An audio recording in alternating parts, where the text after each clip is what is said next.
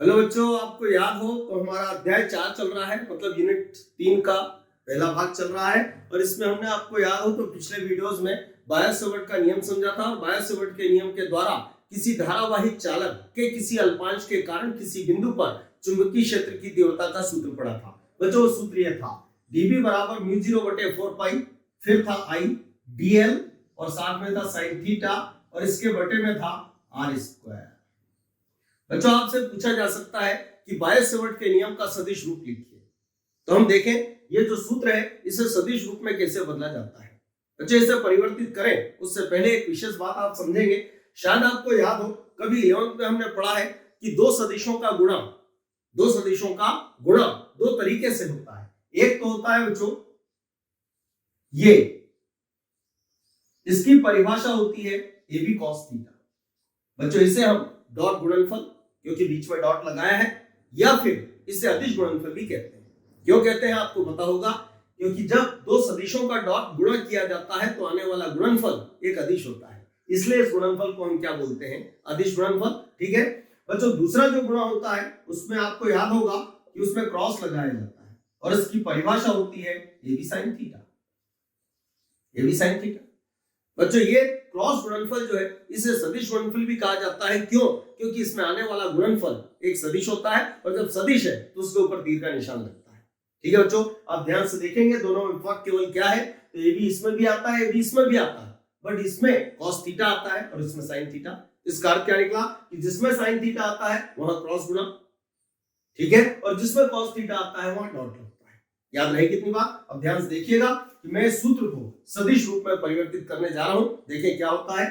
तो ये जो सूत्र है बच्चों ध्यान से देखना, dB बराबर ये लिखा है μ0 बटे क्या लिखा है 4π, फिर क्या है I और क्या है dl। ध्यान से देखिएगा, मैंने इसमें r का गुणा कर दिया और साथ में क्या है sin थीटा। अरे r का गुणा किया, ये तो गैर कानूनी है, तो हमें r का भाग भी करना पड़ेगा। लेकिन नीचे बटे में बच्चों आप देखें तो r स्क्वायर पहले से बैठा हुआ है और एक r और आएगा तो डेफिनेट r की घात कितनी हो जाएगी। ठीक है बच्चों, अब जरा इतने को आप पढ़ेंगे तो ये लिखा है dl r sin थीटा।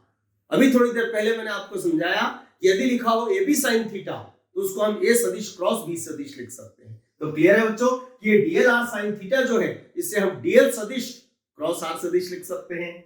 तो इसे क्या लिखेंगे, dB बराबर ये हो जाएगा बच्चों μ0 बटे क्या होगा 4π, फिर क्या आएगा I, और इतने को हम लिख सकते हैं dl सदिश, क्रॉस में क्या लिखेंगे r सदिश, और बटे में क्या रहेगा बच्चों r क्यूब। अब आप देखें चूंकि यहां क्रॉस गुणा है मतलब सदिश गुणनफल है, तो आने वाला गुणनफल dB डेफिनेटली ये भी एक सदिश होगा, तो इसके सिर के ऊपर भी तीर का निशान आएगा। और ये बच्चों बायो-सेवर्ट के नियम का सदिश रूप होता है। ठीक है बच्चों, अब इस सदिश रूप को हम चाहे तो एक और तरीके से लिख सकते हैं। कैसे? तो ध्यानपूर्वक समझिएगा। कभी आपने 11th में आपको याद हो तो आपने एकांक सदिश की परिभाषा पढ़ी। बच्चों एकांक सदिश की परिभाषा होती है ए कैप टोपी।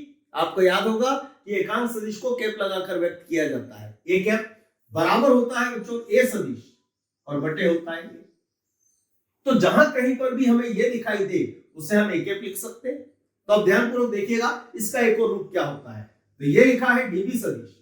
बच्चों ध्यान से देखिएगा, बराबर क्या लिखा है μ0 बटे में क्या लिखा है 4π, I जैसा है वैसा, ये लिखा है dl सदिश, क्रॉस में क्या है r सदिश, और बटे में लिखा है बच्चों r क्यूब को हम चाहे तो r स्क्वायर इंटू r लिख सकते हैं। अब जरा आप इतने को पढ़िए, तो ये लिखा है r सदिश बटे r। तो जैसे a सदिश बटे a को a कैप लिख सकते हैं, डेफिनेट r सदिश बटे r को हम r कैप लिख सकते हैं। तो बच्चों ध्यान से देखिएगा, इसका एक अन्य रूप बनेगा और वो होगा dB सदिश बराबर क्या होगा, तो μ0 बटे में क्या आएगा 4π, समझ में आ रहा है ना, I, फिर क्या आएगा dl सदिश, क्रॉस में क्या होगा r कैप, और इसके बटे में आ जाएगा बच्चों r स्क्वायर। और ये भी बायो-सेवर्ट के नियम का सदिश रूप होता है। ठीक है बच्चों, तो आज इस वीडियो में हम इतना ही रखते हैं। अगला टॉपिक अगले वीडियो में डिस्कस करेंगे।